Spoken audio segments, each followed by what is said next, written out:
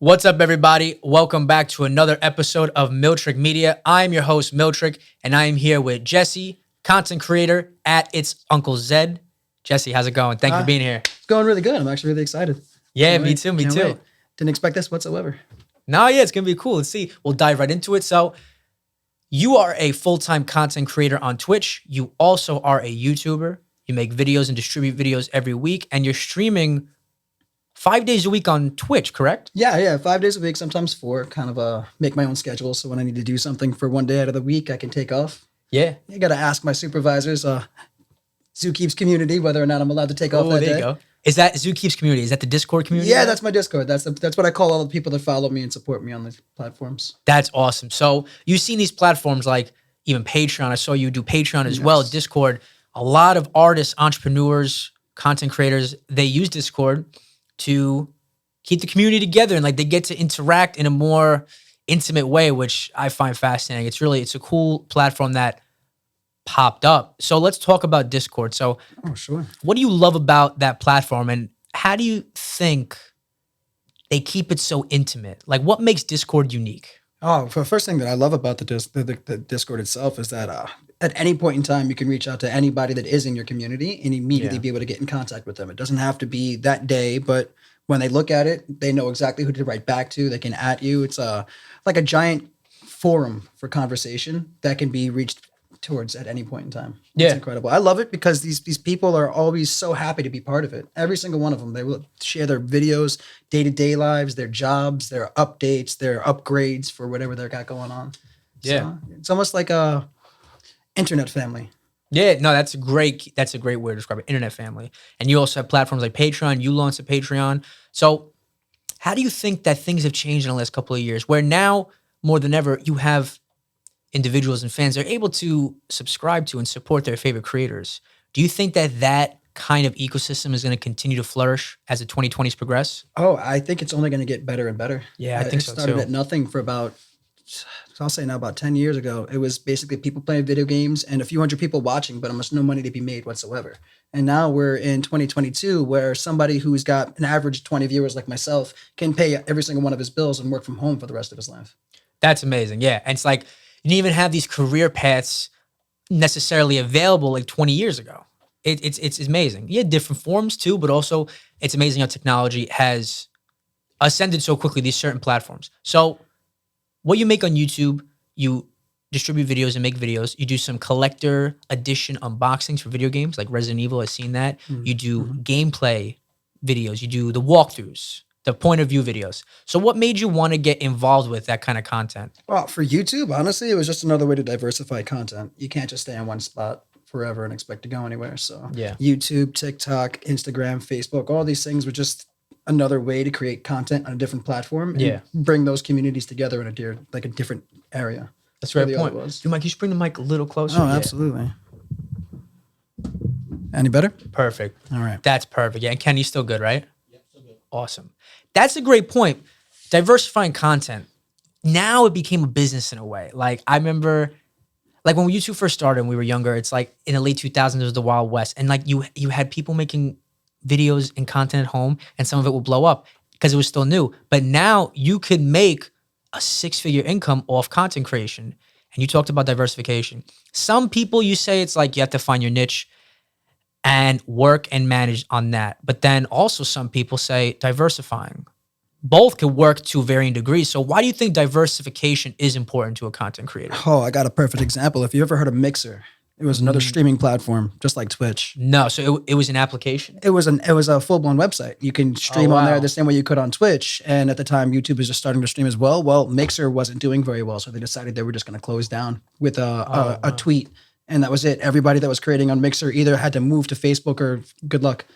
Was Mixer Twitch before it was Twitch, or it was just a different live stream? It was a different live streaming website. There's a bunch of them now, like Trovo and all these different places that offer like good exposure that Twitch can't offer. But Mixer was trying to do that before everybody else was. It was owned by Microsoft at the time. Oh wow, owned by Microsoft. So when did that platform cease to operate? How long ago did it go out of business? God, I'm gonna say like 8 months ago.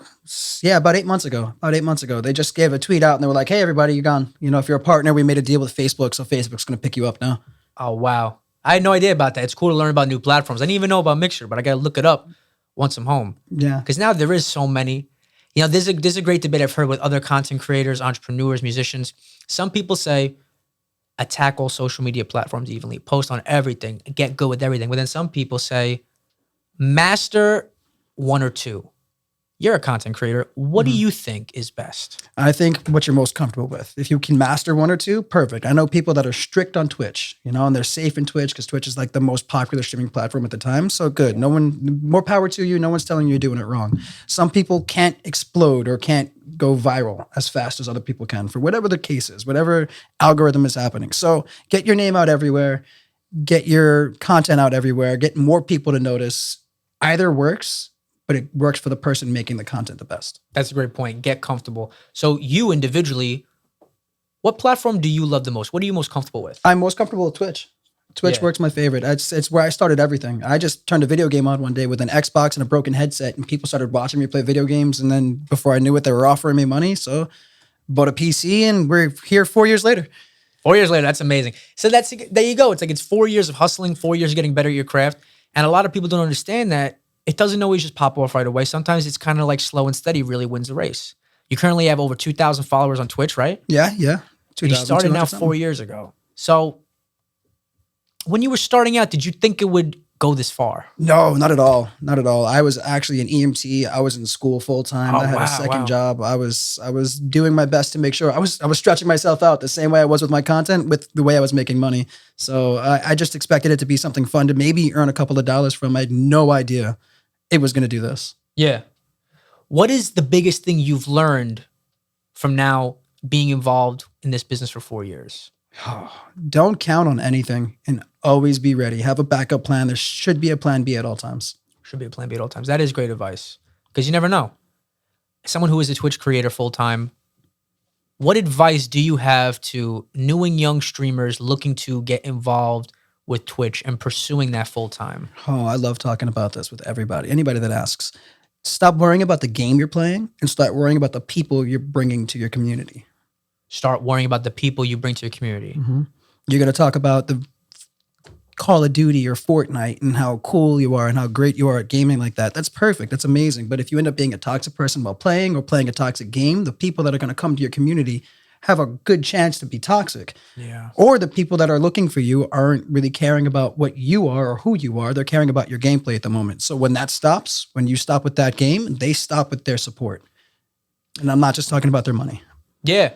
I read this great article recently where some Twitch streamers, not you, but it's the pressure to stay consistent and feel like you always have to be on. And the bigger an individual community may get, it's more pressure on the creator where they feel like they have to constantly stream and like the schedule gets so exhausting. Do you think that has happened in parts of the Twitch community where some creators are getting stretched too thin? Oh, absolutely. Absolutely. Some people start when they start streaming and they think they have to stream 6 days a week, 8 hours a day. Yeah, that's what I saw. Yeah. No, it's not the case. I know some people that were streaming for 2 hours a day, 3 days a week, but they did it in the best way possible. And they were very, very warm and welcoming to the people that came to their community. And that's all they ever needed. Yeah. You get bigger and you start to think, maybe they want more from me. Maybe I need to keep providing in order to keep this growth. Yeah. The people that are supporting you, that love you for you, they're not going anywhere. I've learned that over the time that I've spent. They're not going anywhere. The newer people, the people that are in and out, you shouldn't be worrying about too much at once anyway. Just be yourself and let them come or go. That fatigue we just talked about among some creators, what do you think caused that? Oh, well, the hype. Everybody's blowing up to your left. Everybody's blowing up to your right. And then you start getting a couple of viewers and a couple of dollars in your pocket. And you're thinking, I need to keep this going. I need to make sure that it doesn't stop. How do I do that? And before you know it, you're streaming 10 hours a day, 5 days a week. Yeah. No sleep, stressing out. Do you think for some people that schedule and Twitch can become addicting? Absolutely. Oh, it's a full-fledged addiction. It's that shot of serotonin that you get every time. Every time somebody tells you that you're doing a good job, every time somebody throws a $5 bill in your face, every time somebody goes, check out this streamer or ats you on Twitter, you get that really good high feeling, that sense of, I did this right. So you want more of it and you keep shooting for it. I'm still learning with Twitch. I'm definitely a newcomer to the platform, but I'd love to learn more. So how does it work as well? You have subscriptions and also can people tip the channel during live streams? How does it work? Yeah, there's on Twitch itself, there's 3 forms of getting paid. Well, there's 4 forms now, but the 4th form really isn't that big for anybody too small. You've got ads, where they give you AdSense. Okay.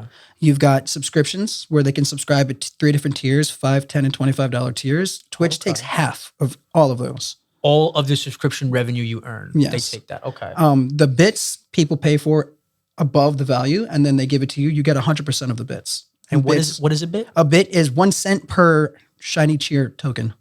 Okay. Yeah, so they drop 1,000 bits in your pocket. That's $10. Oh wow. Yeah, so if they do, they could do it during your stream anytime they want, and then there's tips. They can tip the stream live.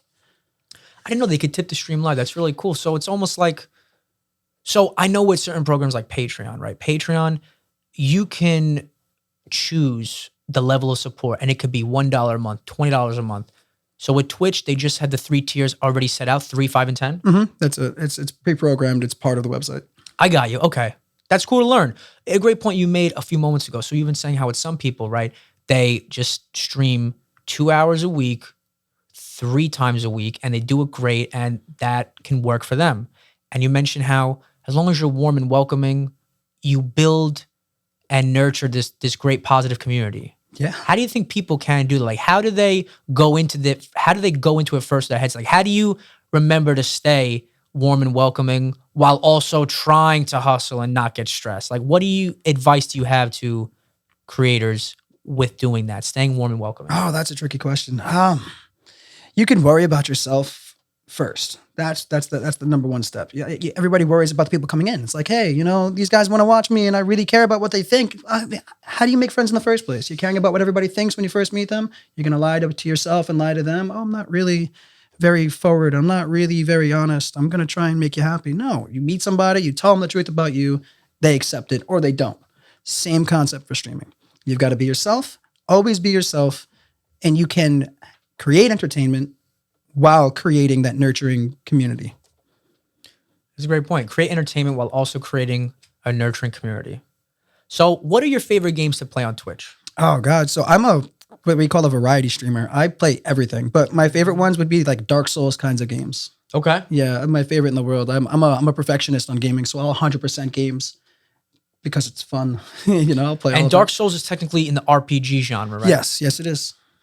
Growing up, what were your favorite video games? Oh gosh, growing up, it was like hack and slash. God of War. God of War was one of my favorite ones. On PlayStation. Wow, Oh my that was God. an amazing story mode. Yeah.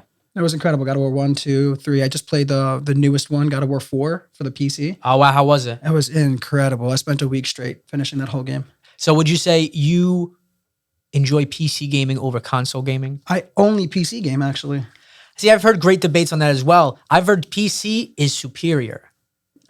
And some people just have their own individual preferences. But why do you like PC over console? All right, so first thing is first, controllers, they suck. Holding a controller, I've got big hands for my size of person, and just that position you've got to keep your hands in for 8 hours a day, 5 days a week. It's just 8 hours a day. It's a marathon, not a sprint. Yeah. Your knuckles get hurt, your hands get sore, your wrists feel tired. So mouse and keyboard is where your body's kind of naturally supposed to be anyway when it comes to your hands positions. I got you. That makes sense. So that's one. Two, better graphics all around. Give me any video game you have from the time games were created to now, and I could put them on the PC and update the graphics. Just make them that much better. Have you created your own PC? Did you construct your own PC from the ground up? Yeah, I actually build PCs. I offer it to my friends as a fun service, nothing to get paid for. Just if you want to build a PC, let me know. Buy the parts, I'll build it for you. Oh, so someone will let you know the parts and you will build it from the ground up. Yep. That's amazing. Even if you want to, that's a lucrative business too. Yes, it is. Yes, it is. I've wanted to get into it, but I don't know how to advertise that yet. I'm more into video gaming than creating a machine to video game. When it comes to graphics cards for PCs, is that what sets apart a machine? Is it all in the graphics card? Is that why graphics for PC may be superior to console? Graphics card and CPU. CPU, okay. Yeah, the computer's chip itself. Both of those. Okay. See, like, I have no idea, but it's cool to learn because I have no idea, to be honest. Only like some of the details, but even when it comes to graphics cards, right? They're from certain companies. Like, it was a lot of the cards from companies like NVIDIA. NVIDIA and AMD or Advanced Micro Devices. Yeah, I've known of those two companies, because I learned about their stocks, but I didn't necessarily learn about the products because they're in the semiconductor industry. But that's all related to gaming. Yeah. So it's cool how it's intertwined, but you don't, it's, Learn something new every day. Yeah, it's really important. Finding a graphics card these days is almost impossible. So you're streaming 4 or 5 times a week on Twitch. You're uploading YouTube videos every week. When it comes to editing and just operating and managing it all, are you a one-man operation? Do you edit and distribute all on your own, or do you have a team? I used to hire pay somebody to edit my YouTube videos when everything was first starting, because it was a decent income at the time. But as the income kind of slowed down because of a lot of things, the pandemic being one of them, I started editing myself, and that was just hours long. But everything past that is all me.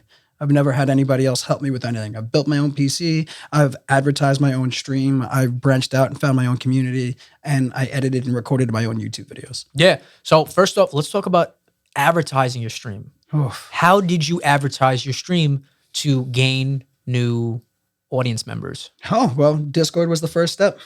Discord. Discord was the first step. Well, everybody has a Discord community if they're a decent sized streamer or they're looking to create a community. So you find that community, you get part of that Discord community, and you eventually develop friendships and talk about your stream in like a comfortable way. You don't just walk in and go, "Hey, look at me. I stream video games. Come watch me." Yeah, yeah. Yes. So you mean, yeah, you found communities of other bigger individuals in the community, and then like, so you brought value to the table first, you interacted with people, made a genuine relationship, and then you kind of brought out the fact, like, I also have my own, is that how it works? Yeah, Then you brought up your own channel, like necessarily like, oh, I got also my own channel on Discord. Yeah, you always look at it like most people are going to look at you like, what can you do for me lately? So if you walk in and go, forget what I can do for you, come help me, nobody knows you from a hole in the wall. They're not going to stop what they're doing right away to come support your channel.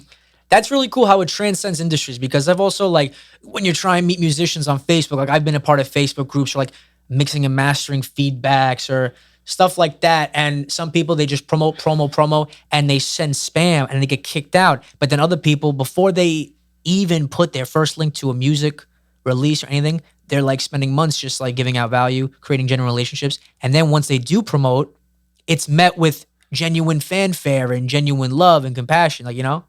I know there's one streamer from the UK, actually, Stallion. He didn't stream for 5 straight years. All he did was support in communities. It was just 5 years of supporting on Twitch and being part of a community and being a valued asset to them at all times. Then he decided he wanted to start streaming. In less than a year, he was partner. What's partner? So partner is you get a certain view rate, 75 average viewers per stream or per month.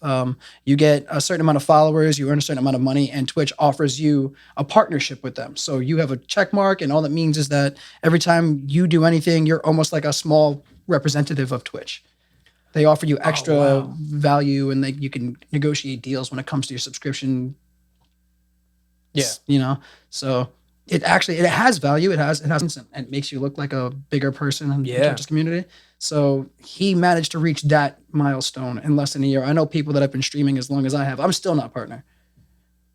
So basically you have to get past the threshold of like certain audience retention or streams per click or something like that. Yep. I probably just butchered it, but no, I know what you're saying. Okay, now I kind of understand. How do you think Twitch and making money with advertising on Twitch, how does it differ from YouTube? So YouTube offers more for AdSense.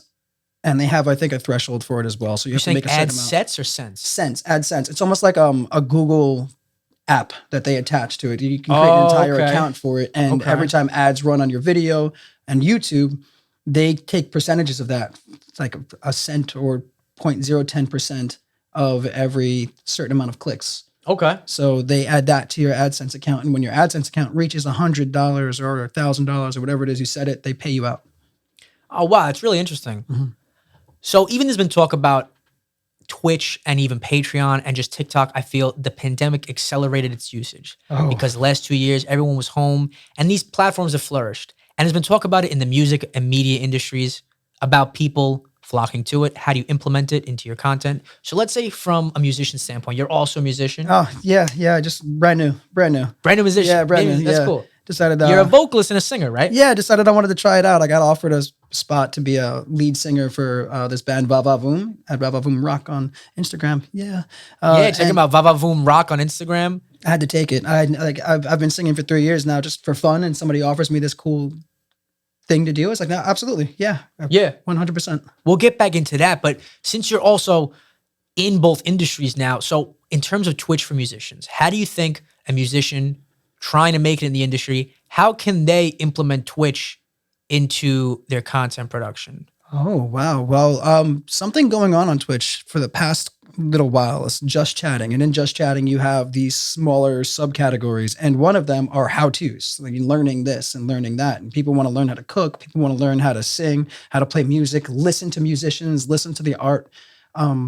Use that to help create a community outside of your local area, and people will start following. They can throw money towards you for that kind of entertainment, which it is. You pay right now. I'm taking vocal lessons. I pay $50 for somebody to sit with me a half an hour every week and teach me this and teach me that. If you go on Twitch, I guarantee you right now, you're going to find at least 10 people on there that are offering vocal lessons to people that are listening to them. And you can use Discord to actually share your voice with them.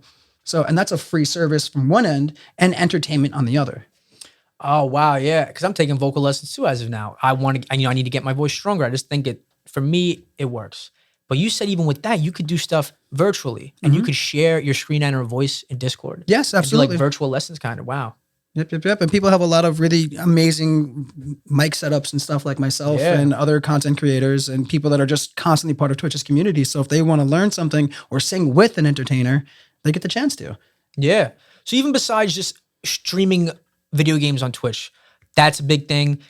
Because that's what I was curious about. Like, if you're a musician or you're creative in the music industry and you want to find new ways to build a community without just live streaming games, you'd recommend maybe create how-tos on songwriting or production, like give out value and education. Absolutely, value and education. That could be an alternative to just streaming video games. Yeah, 100%. It already is an alternative. Just chatting on Twitch itself is like one of the biggest categories on Twitch.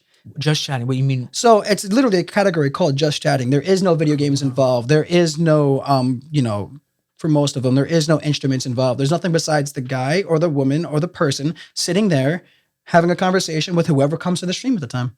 Oh, wow. That's really cool. Yeah. Everybody looks at Twitch like video games and gamer this and gamer that. No, I tell everybody that ever has this conversation with me, Twitch is no longer video gaming. Twitch is entertainment. It's interactive entertainment. Watch your favorite TV show and imagine being able to live interact with them or interact with them in the moment of that show happening. You get the chance to do that on Twitch. YouTube, you watch the videos. You comment on the videos. They comment back hours later. You never get to be part of it. But with Twitch, you could be part of the entire thing. That's really a great point. Yeah, it sounds like now it's almost like what you just mentioned, like being a part of a TV show. It's like you're part of a live sitcom and you could just do it through Twitch, or you could be a part of that universe. Yep. And just get involved. That's really cool. Yeah, because I'm not going to lie. When I first learned about Twitch, I thought it was just video games. I at least knew that was its main usage. It was a big usage. It had other things as well. I saw a lot of people joining it. But it was mostly like live streaming games. It was. A long time ago, it was called Justin TV. And it was basically just pick a video game, play a video game, people watch the video game. Even up till maybe, I'll say 5 years ago, it was pick a video game, play a video game, watch a video game. That was the platform. Yeah. But then it changed. Everything changes. Everything always develops. Either gets better or gets worse. Nothing really stays stagnant anymore. Yeah, especially now. It's like these platforms are always evolving. And it seems like as a creator, if you want to make it as an entrepreneur doing whatever, streaming, music, media, you have to evolve with the platform. Just keep learning. It's like going back to school every few months. Yeah, exactly. It's like legit how it is. It's wild. You can't ever not know enough. Yeah, you always got to adapt. You can't ever know enough. You always got to adapt. But now you're also lead singer of the band Va Va Voom. You've been taking vocal lessons for 3 years. So I've been singing for 3 years, basically taking vocal lessons from my girlfriend who almost everybody that ever listens to her knows she has perfect pitch. Oh, so cool. She's been teaching me a lot. And then recently, about 2 weeks ago, I decided I wanted to take vocal lessons to have a better voice if I'm going to be performing live. So I decided to do it. I've always been somebody that wants to learn. If I have something I love, I want to get better at it. And I don't know everything. So I got to go find somebody that does. Yeah. So how'd you get to audition for Va Va Voom? Explain, how did it all start? It was karaoke. It was karaoke over at Mother Pugs on Staten Island. Yeah. Oh, wow. Shout out Mother Pugs. Yeah. Yep. I was singing Fortunate Son by Clearance Clearwater Revival. Oh, yeah. Great song. Yeah. I loved it. So I'm singing on stage and I'm having a good time and I feel my music. I've always been a big emotional person when it comes to feeling music. I love being in the moment. So I have a good time. I come off stage, I'm going to get a beer. And as I'm going to get a beer, I've got this guy stopping me by the arm going, "Oh, dude, you've got a really great voice. Do you sing like in a band?" I'm like, "No, I just do this for fun. You know, I don't want to be bored when she sings." He goes, "Ever think about singing in a band then?" No, I don't think I have. He goes, "You should. Take my card." That's amazing. Yeah, Done. yeah. Yeah. There's spontaneity of things. Yeah. You never know. They call me 4 months later and they go, "Hey, listen, we could use you for 2 songs on a live set. You in?" I said, "Trial by fire? Yeah, that's how I live my life. Let's go." So I showed up. I sang 2 songs. They hit me back up the next day and said, "Good. We want you to come to the studio next week." Yeah. And it's been on whatever it is ever since. Vava Voom, are they based in Staten Island or they're based in in a different borough? Where are they from? From New York itself. We'll literally perform any borough or in the tri-state area, but our studio is in Brooklyn. I gotcha. But one of the members, they were at Mother Pugs, and that's when they caught your karaoke performance. Yeah, we've got 2 members from Staten Island. We've got 1 member from Brooklyn and 1 member from the city. So you also have the second career. So in terms of music, growing up, what were your biggest musical influences? Oh, classic rock. Entirely. Rock?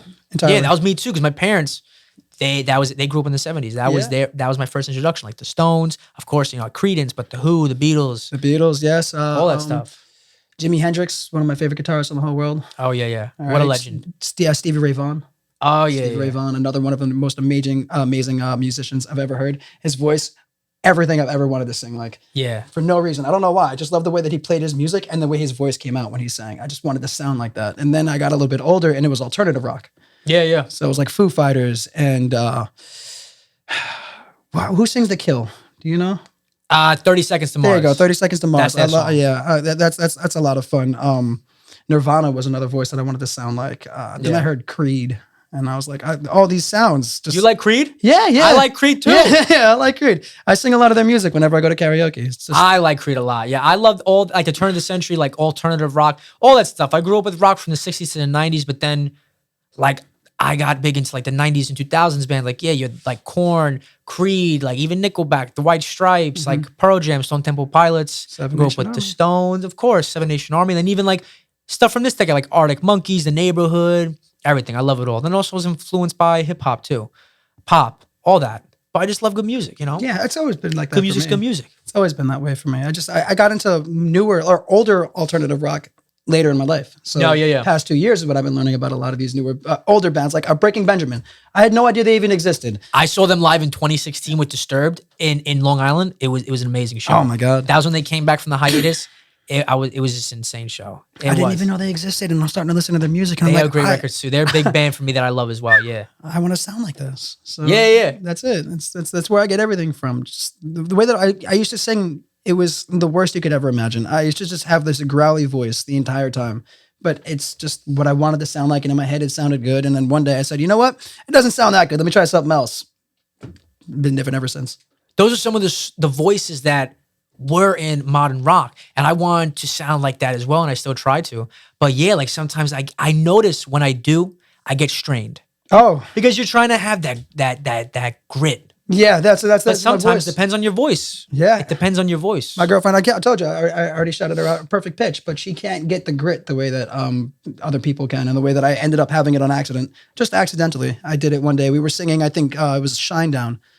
Oh God, Great band. Yeah, I can't even think of the name of the song, but it was one song by Shinedown. We're singing. Their biggest was Second Chance, but was second. Oh my God, Second Chance. Thank you very much. Because that was their mainstream breakthrough. I remember learning about summer of 2009. Like I saw that video online and on MTV when AMTV, they had the 3-hour morning block. They were playing Shinedown heavy.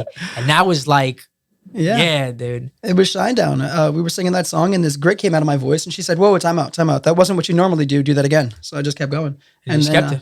Simple Man is where I found Shinedown, by the way. Yeah, the Leonard cover? Skinner cover. Yeah. That's how I found their band. Listening to Wow. that, I was like, time out. This isn't Leonard Skinner. This is 1,000 times better. I like their third record a lot, the Sound of Madness record. That was the album that had Second Chance. And I like that whole album. I love that album because like they have hard songs on there, but they also have like great ballads. They had Second Chance and If You Only Knew. Yeah. Did they have 45 on that album? Nah, 45 was on their first record. Oh, okay. Uh That song doesn't age. What was the name of the first one? But that was on 45. Yeah, 45 was on their first record. That came out like 03, 04, I think. See, like all this information you have, all this knowledge you have about music, artists and bands. I don't have any of that. I've just been developing it recently because of this new venture I have. Yeah, no, but that's really cool. That's awesome. So you talked about some of your influences, even classic rock. So, and now you're venturing out, becoming a singer. So moving back to also what you do with streaming, Twitch, all that. Let's talk about your equipment setup. Oh, break us down your equipment setup when you stream and create videos. What equipment do you have at home to make this all happen? It's a lot. It's a lot. We got time. Go through it. Amazing. Gotta let them know. I'll tell you how I started it is my favorite conversation ever. I started with a broken Turtle Beach headset that had to be plugged into a port just to keep it working. It had popsicle sticks and duct tape on one side just to keep the ear close to my head, and an Xbox, and that was it. And what I'm sitting on now is a $400 table that holds as much weight as I could possibly put on there, 3 monitors, 2 monitor arms. Oh, so you were PC at this point? Yeah. I got you. At the beginning, it was just Xbox. What I'm doing right now. So, at the beginning it was Xbox. Yeah. Okay. What I'm doing right now, I've got myself a custom built PC that the value is ridiculous. Sony A5100 mirrorless camera that I use as a webcam. Say that again, please. It's a Sony what? Sony A5100 mirrorless camera. Cool. Okay. Because I've been looking into those as well. Find them. They're discontinued. So if you can get one on Facebook, which is where you should go, because I bought mine for $300 on Facebook, and I think right now they're running like $600 with the way that the market's working. It's absolutely worth the value. Absolutely. With a dummy battery and 4K HDMI adapter to your computer, it runs like a webcam. Okay. It's incredible. So there's that. There is the Cherry MX K95 keyboard. That was a birthday present. There is a Razer Basilisk 2 a mouse that I use. All these things are as up to date as you could possibly get. I have these 2 lighting panels from Elgato that ran me $250 each that have their own little stands that hook onto the table. And then a gaming chair and an entire office filled with collectibles. The reason why I got into unboxing collectible video games editions is because I was collecting them anyway. So I said, you know what? Screw it. I'm just going to record myself doing it and talk about it after. My whole back of the room has got at least 10, 12 statues. Cool. Yeah, so that's what I walk into every time I go to stream. It's like a little dreamland. Yeah. So with the collector's edition unboxing, before, where did it all begin? What made you want to collect all of that? Oh, gosh. So the first thing that I ever bought that was a collector's edition was Doom 2016. And I didn't even mean to buy it. I just knew that Doom came out and I wanted to get the game. So I went in to go get the game and it was $65, but $180 for the collector's edition. And I'm like, hey, what is this box you have behind there? Oh, it's a collector's edition for this game, but I don't think we have anymore. And then their manager cuts them off. Nope, somebody didn't show up to pick this one up. You can have it if you'd like. Oh, okay. Right place, right time. Yeah, perfect. It was right after a meal. So I grabbed it. I opened it up. I loved the statue. It put a little battery in it and a fan went underneath this Revenant from, it was one of the enemies. I was in love. And I said, from now on, every time I get a game that I'm going to be in love with, I'm buying the collector's edition. So it was For Honor, Doom 2016, Doom Eternal, Marvel, the new Marvel game, the Avengers that came out. I bought that collector's edition. That was awesome. Yeah, I just kept going and kept going and kept going. And before I know it, I have all this. That's pretty cool. So when you do those unboxing videos on YouTube, what feedback do you notice that you get? Like, what community do you think that has helped build? So that community is very, very, very few. My YouTube never really popped because I couldn't create a lot of consistency. But when I was making those YouTube videos, what I was getting were the people that wished they had it, or the people that were looking to see whether or not buying it was worth it. Those editions, they were like scouting it out in a way. Yeah, exactly. So should I pay the money for this? And that's why I was doing the reviews, not just the unboxings. So I would unbox, show everything, sit down and have a conversation and a cigar. So you think the reviews maybe helped bring up the engagement and brought back more viewers because it gave more of the info? Yeah, absolutely. So, and now you can't talk to me on YouTube, but you can talk to me on Twitch. So if you want to ask me questions about my collector's editions or see me display it to you live, you got to come to my channel. You bring them down the funnel and they'll see you on YouTube maybe, and they want to learn more, get more personable. They can then go down the rabbit hole, find you on Twitch and interact. Yeah. Wait, what's the next thing you're going to buy? What's the next collector's edition? You should try buying this one. And if you buy this one, can you put the video up immediately? Yeah, you're being a point of reference for them. Yeah, exactly. That's pretty cool. Make yourself a commodity for always and ever. With the YouTube, when you're creating videos for that and the ones you just mentioned, best practices for posting. What advice do you have to YouTube creators. When it comes to hashtags, titles, what do you think helps the most with audience retention, getting in the algorithm, and gaining new subscribers? Oh, first thing I would say is YouTube Buddy. It's an actual website that YouTube provides. You could spend, I think, $15 to $20 a month on it, and they will provide you the most useful hashtags, the keywords, the key phrases, and whether or not they're popping in the algorithm itself. They will give you the algorithm through this website.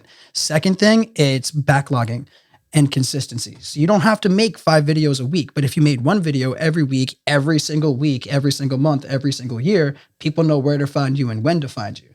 Pre-record, edit, put out once a week. It gives you time and it gives you relaxation, which you will need. Trust me. That's a cool strategy because you can get fatigued real quick trying to figure out what works. But repeat that for me and the audience again. It's YouTube Buddy and backlogging, right? Yes, YouTube Buddy and backlogging. Backlogging is an app, or what is it? Backlogging is just a term. In other words, you're going to record all of your videos. Maybe you're going to put out 1 video a week for the entire month or for 2 months. So find something you're going to create 8 videos out of, record 8 hours worth of that, and then edit 1 hour for 1 video, 1 hour for 1 video, 1 hour for 1 video as you go along. If you have a backlog of recording, you don't have to record then edit. You just go straight into editing. And now if you have a backlog of edits, you don't have to do anything anymore. You just post once a week. And you get ahead of the game instead of stressing to get it out the last minute. Yes, exactly. Which is what I always do. Yeah, I've done that as well. But what are you going to do? You keep pushing forward, I guess. But so besides with Twitch, besides with the singing, Va Va Voom, did you have your first performance with them yet? We tried to, and then we got snowed out because, life Oh, that was a snowstorm, right? Like a couple weeks ago? Yeah, we're going to have another performance. I think it's going to be March 18th over at Sovereign. Where's Sovereign? Sovereign is in Brooklyn. Cool, okay. It's like 30 minutes over the bridge. Your debut with Va Va Voom will be at Sovereign. Okay, that'd be really cool. Yeah, Brooklyn. But that show is going to be at Mother Pugs, right? The one that got snowed out? The one that got snowed out was supposed to be at Mother Pugs. Yeah. What genre is Va Va Voom? They call themselves glam rock. We call ourselves glam rock, but it's mostly the presentation. So wild clothing and big personalities. The music that we do is across the spectrum for rock and roll. Nice. That's cool. That's cool. Have you guys been in the studio as well since you joined? You have a new record coming out? We are actually practicing our new cover that we're going to be putting out. Secrets is its Kiss. So we're going to heard it here first. So we're going to be practicing that, then recording it before we try to bring it live. Nice. So does the set have a mix of original songs and also covers? So is that what the set is comprised of? You do numerous covers as well? Yeah, we do a few covers. We have a few covers that we know. We're actually working on 2 more originals right now. The writer's kind of finishing up some last minute touches and he's going to bring it by us. But we mostly do originals and then fill it with covers.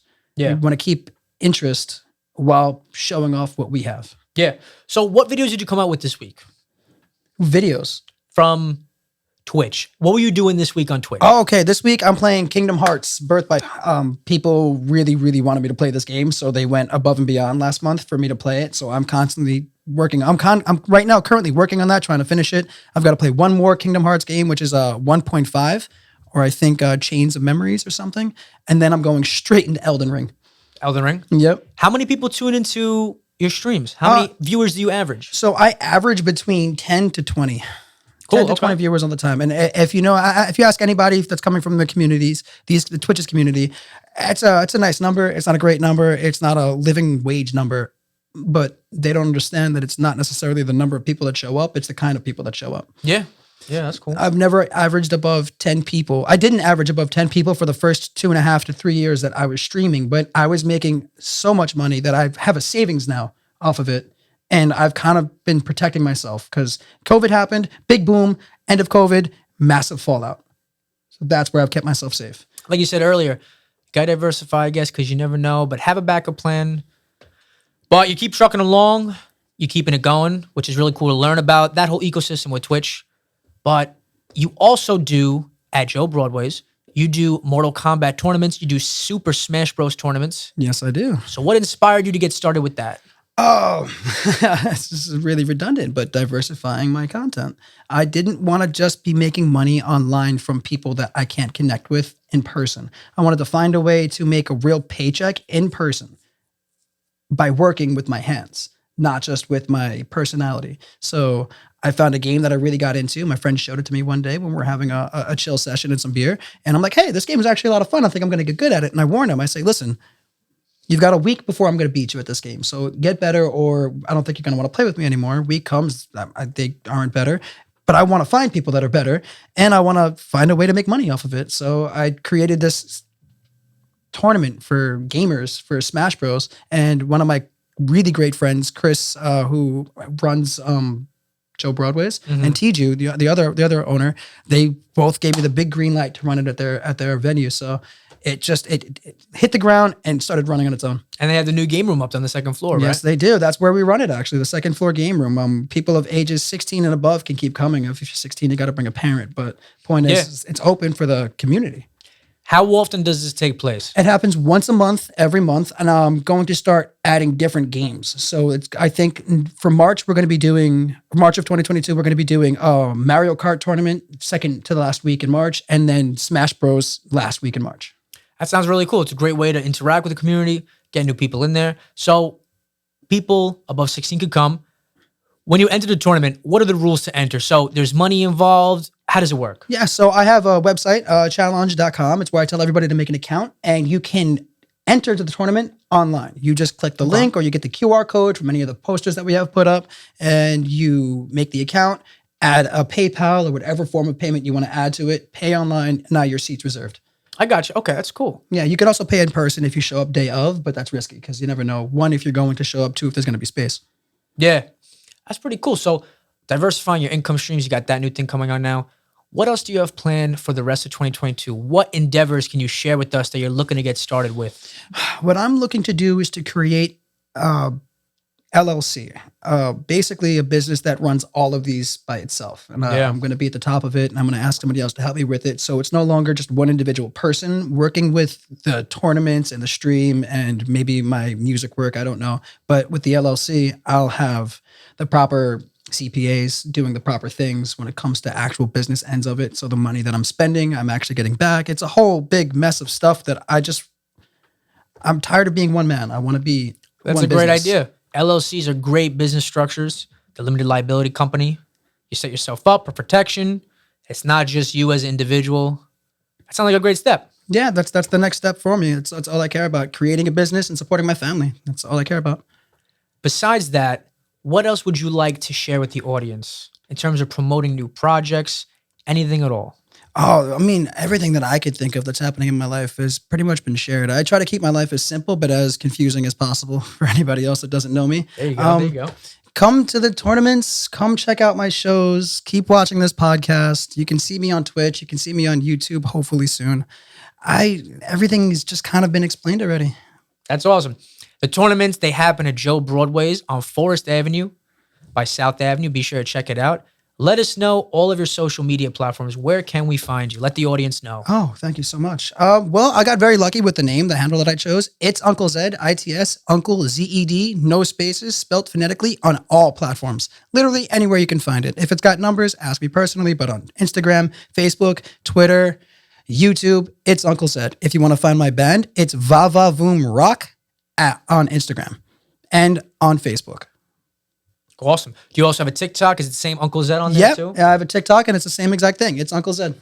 That handle is everywhere. It's perfect. It's the best way to brand yourself. Last but not least, I wanted to ask you, in terms of content creation and entrepreneurship in 2022, what would you give to people just starting out? What would you recommend? For content creation and entrepreneurship, have money to start. You need money to make money. It's very common phrase, but it's very true when it comes to content creation. If you're looking to invest a lot of your time, you also are going to have to invest a lot of your money to make sure it stays consistent. People do love a great personality, and personality can bring you very far in this world. But the equipment that you have and the consistency that you bring are also extremely, extremely important. That's a great point. It's a great point. Jesse, at ItsUncleZed, thank you so much for coming on the show. Thank you for everyone for tuning in to another episode. Thank you to everyone for tuning in to another episode of Miltrick Media. I appreciate it. And we will see you soon.